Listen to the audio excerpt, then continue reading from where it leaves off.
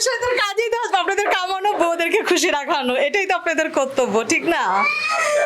এটাই তো সবাই তো আপনারা কামাবেন, আমরা ভোগ করবো, এটাই তো। সাথে আপনারাও শেয়ার করবেন, আমি একা ভোগ করবো কেন? আপনি আমার লাভ, যে আমার লাইফ পার্টনার তারও তো আমার খুশি রাখতে হবে। আপনি বিয়ে করে নিচ্ছেন, আপনার বউকে তো একটা জিনিস তারপর উপহার তো দিতে হবে। কেন নাক ফুল দিলে হবে কেন? আর সব মেয়েরাই তো আশা করে যে আমার হাজবেন্ড আমাকে একটা ফিঙ্গার রিং দিয়েছে, একটা নেকলেস দিয়েছে, বা একটা ব্রেসলেট দিয়েছে, ঠিক আছে? যেমন আমার হাজবেন্ড আমাকে 24 বছর উপলক্ষে সে আমাকে একটা ব্রেসলেট দিয়েছে, সেটা আমি বলতে পারবো। পুরুষদের কাজই তো আপনাদের কামানো, বউদেরকে খুশি রাখানো, এটাই তো আপনাদের কর্তব্য, ঠিক না? এটাই তো সবাই তো আপনারা কামাবেন, আমরা ভোগ করবো, এটাই তো। সাথে আপনারাও শেয়ার করবেন, আমি একা ভোগ করবো কেন? আপনি আমার লাভ, যে আমার লাইফ পার্টনার তারও তো আমার খুশি রাখতে হবে, ঠিক আছে? এই একটা রীতি করা যায় না, ছেলেরা মেয়েদেরকে স্বর্ণ দিচ্ছে, মেয়েরা ছেলেদেরকে ডায়মন্ড দিতে পারে।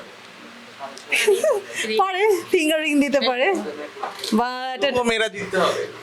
মেয়েরা তাহলেই না। দেশে তো যে আগে ছিল প্রধানমন্ত্রী যেমন শেখ হাসিনা, এখন তো নাই। ছিল, হ্যাঁ, সে মাতা ছিলেন, খালেদা জিয়া মাতা ছিলেন, ঠিক আছে?